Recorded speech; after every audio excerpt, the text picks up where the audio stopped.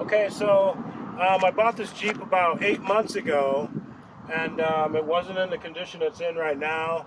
But I get a lot of people, they see it and they ask me questions about it. So I decided to make a short video about it and show some people some of the things I've done to it and how it was when I first got it. First off, it did pretty much look like this. It had the tires on here. Tires and wheels are 33-inch 1250 by 15s. It already had a lift on it. Already had these bushwhacker fender flares on it. I believe the lift is a rough country 4-inch, and the only thing I had to do to that lift was straighten out the pinion angle. I put on adjustable upper arms. It already had lowers on it. I put adjustables on the rear, and one of the problems with it when I bought it was the rear differential, the clutch had come apart in it, and I had to repair the rear end in it. It was making noise, you couldn't even drive it. That was the main issue with it when I first got it. I guess we'll start up here in the front. These lights came with it right here. The bumper came with it, a tube bumper for it. But since we live here in Arizona, if you look here in my grill, you can see I've added an electric fan right here. Now this was given to me with the Jeep when I purchased it, so I did go ahead and install that fan. I had to do a little trimming down in there to get it to fit in there on this side of the condenser, because here in Arizona we run a lot of temperature and you want to run your AC, and it does have working AC on it. Something else I did, if you look down here on the inside, you'll see that this is a different fan on here. This is an 11 blade fan off of a Ford. So I read about that and checked it out, and sure enough, it fits on here pretty good. Very little modification. I did have to trim out the shroud here just a little bit, but I wanted a full shroud on it, and I wanted it to look factory. And if you look underneath the hood here, basically the only things I've done to it, I replaced a map sensor, a TPS, and an idle air control motor on it. But I only replaced those things because it's a 1998, which gets me back to, it's a 1998 5.2 liter Jeep Grand Cherokee Limited, which they were limited only to the number they could build, apparently. But so come across over here, you can notice the snorkel we got on here.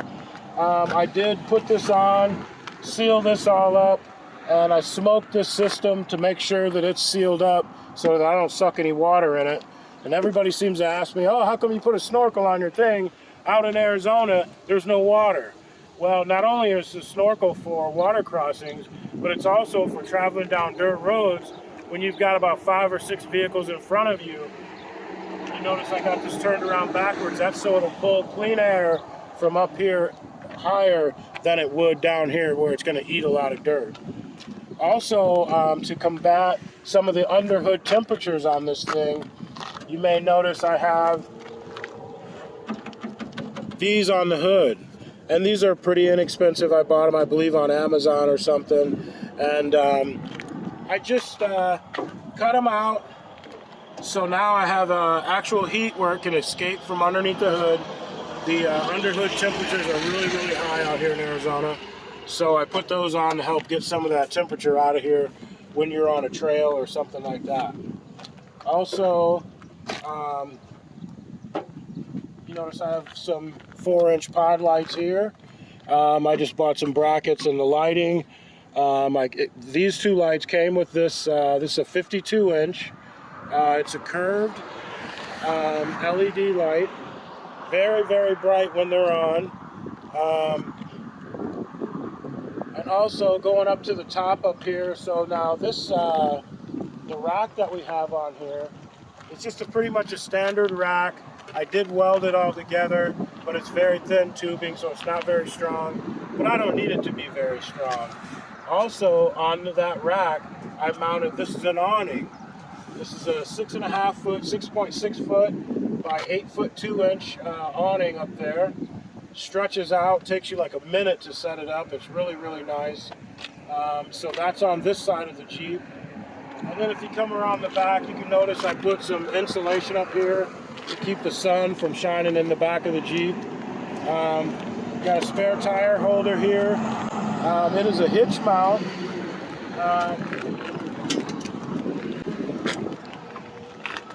It is a Hitch Mount. That's a 31-inch tire on there.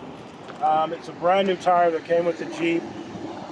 You know, it's not a 33 like the others, but it's my spare.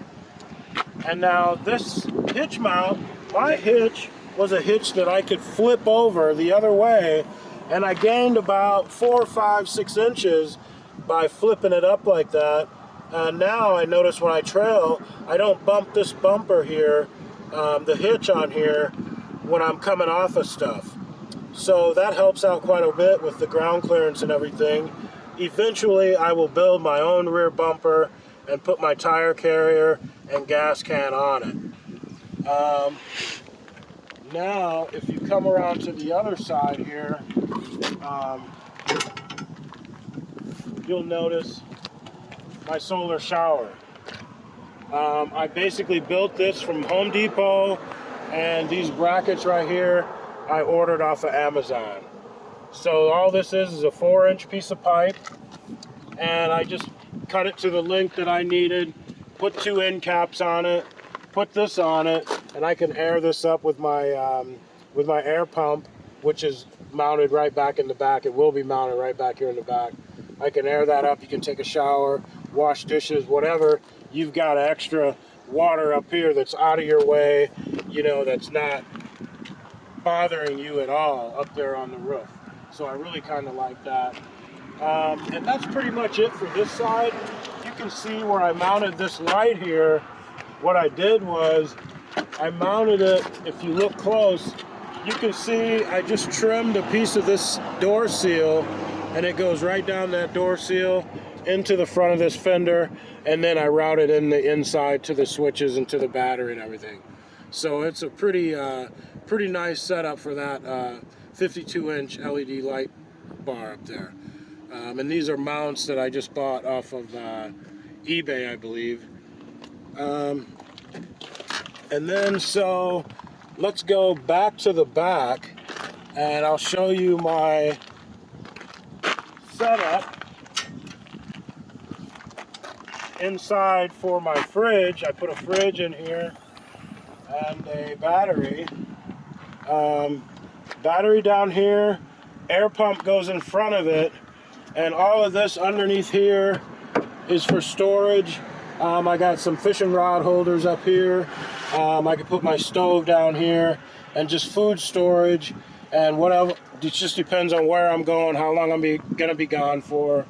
I throw this stuff in here, and I made this just to slide out a little bit, put that fridge on it. And I didn't want to spend the $100 or whatever for the railings to go here. The railings are nice, but I already had this bit of wood, so I just made my own little tracks here out of wood, and it works good for what I need it for. You know, and that's pretty much my back section here. Keep all my kitchen stuff in here, just whatever I need, because the only storage I have is in the back of this thing and up on top, and I really like to limit what I put on top. Of course, I still use a ground tent when I go out, some sort of ground tent, so that's got to go up on the roof, and any of the other heavier chairs and stuff like that, they'll go up on the roof, and I'll try to keep all my other food and stuff inside here. Any clothing or anything like that, I'll try to keep back here. Any of my fishing gear, that sort of stuff, I'll keep back here in the inside. How I did the lights and the light setup, so there's not much room in here, and there was a switch down here for the lights. I didn't like those. The switch that he had there looked like some kind of toggle switch. Got rid of that, and I put my switches up here, but I had to kind of modify the panel back behind it so that they would fit. So I have my LED light bar right here and the 2 pods, and then the 2 lights that are on the bumper is this Sasquatch switch right here. And that so far is all the modifications I've done inside of this vehicle. It still has the old transfer case in it, which I do want to get rid of. But other than that, it's all stock inside here. Now here in the back seat, I've got storage all underneath. This right here, this is for recovery equipment, a jack. Here's a little air compressor. Here's a first aid kit, just some straps and ties and stuff like that under here, some rope. But when I move this seat down, I have room back here where the rest of my recovery equipment, any tools and stuff that I might need to carry with me, I have a spot here behind the seat before it reaches my cabinet. And the other thing, I'm kind of not really done with this right here because I have to put on, I need a solar charge controller up here, and also some outlets, USB outlets I'm going to mount on this side of this so that they can be accessed from the back seat. And also I'll be able to look at my solar charge controller and see how much voltage is in my battery in the back there. So, because the next thing that I'm going to do is mount solar. So I've got room up here above my sunroof to mount in. I'm going to put a 100 amp solar panel up there. So that's going to run down and it's going to go directly to my rear battery, which is not connected to the truck in any way. All it does is run my fridge and any other USBs or anything like that that I want to run out of the back or anything like that. So now I'm going to have that panel up there, and I'm also going to hook in on the other side in the fender. I'll have an outlet that comes out of this, the quarter panel on the other side, and that panel will allow me to plug directly into a foldable solar panel that I can lay somewhere on the ground. Like right now I'm parked in the shade, and that solar panel up there wouldn't do me much good.